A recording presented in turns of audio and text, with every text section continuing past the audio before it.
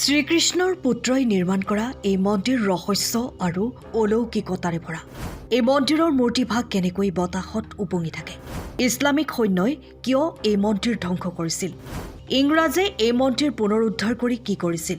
সূৰ্য ঈশ্বৰৰ পূজাৰ বাবে উৎসৰ্গিত এই ভৱিষ্যত মন্দিৰটো স্বকীয়তাৰ প্ৰতীক। এই ঠাইত এসময়ত সূৰ্য ঈশ্বৰৰ ভাসমান মূৰ্তিটো বতাহত স্থাপন কৰা হৈছিল।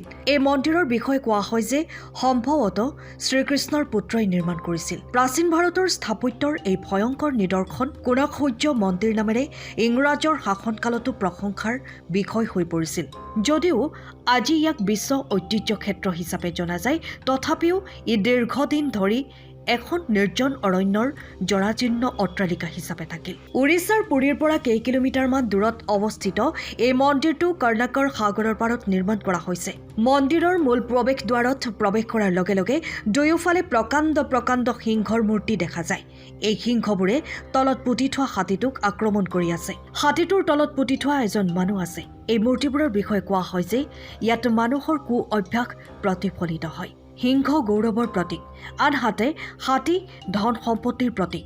কোনোবাই যদি এইবোৰৰ প্ৰতি আসক্ত হৈ পৰে তেতিয়া মানুহৰ জীৱন ধ্বংস কৰিব পাৰে। পূৰ্বৰ গংগা বংশৰ ৰজা প্ৰথম নৰসিংহদেৱে 1244 খ্ৰীষ্টাব্দত এই মন্দিৰ নিৰ্মাণ কৰিছিল বুলি বিশ্বাস কৰা হয়। একে সময়তে শ্ৰীমদ ভাগৱত পুৰাণত এটা কাহিনী আছে যে ইয়াক শ্ৰীকৃষ্ণৰ পুত্ৰ ছেমে নিৰ্মাণ কৰিছিল।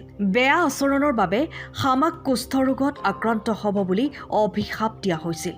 তেওঁ বহু বছৰ ধৰি তপস্যা কৰিছিল, যাৰ ফলত সূৰ্য ঈশ্বৰে তেওঁক আশীৰ্বাদ দি সুস্থ কৰি তুলিছিল।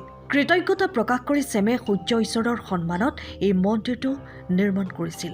কনৰ্ক সূৰ্য মন্দিৰৰ দেৱালত থকা ভাস্কৰ্যসমূহে ইয়াৰ সময়ৰ চিন্তা চৰ্চা আৰু শিল্পকলাৰ প্ৰতিফলন ঘটায়। এইবোৰত বহুতো কামুক ব্যক্তিত্ব আছে, যিয়ে সেই সময়ৰ সাংস্কৃতিক আৰু সামাজিক চিন্তাধাৰাক উজ্জ্বল কৰি তুলিছে। এই মন্দিৰটো কলিংগ শৈলীত নিৰ্মাণ কৰা হৈছিল। ইয়াৰ আটাইতকৈ ডাঙৰ বৈশিষ্ট্য হ'ল মন্দিৰৰ গৰ্ভগৃহত ৰখা সূৰ্য ঈশ্বৰৰ মূৰ্তিটোৰ ওপৰত সূৰ্যৰ প্ৰথম ৰশ্মি পৰিছিল, যাৰ বাবে সেই ঠাইখন পোহৰেৰে ভৰি পৰিছিল। সূৰ্য ঈশ্বৰে ৰথত উঠি স্বৰ্গত যাত্ৰা কৰে বুলি বিশ্বাস কৰা হয়। এই বিশ্বাস অনুসৰি মন্দিৰটোৰ ডিজাইন এটা বিশাল ৰথৰ আকৃতিত কৰা হৈছে, য'ত 7টা ঘোঁৰা আৰু 24টা চকা আছে।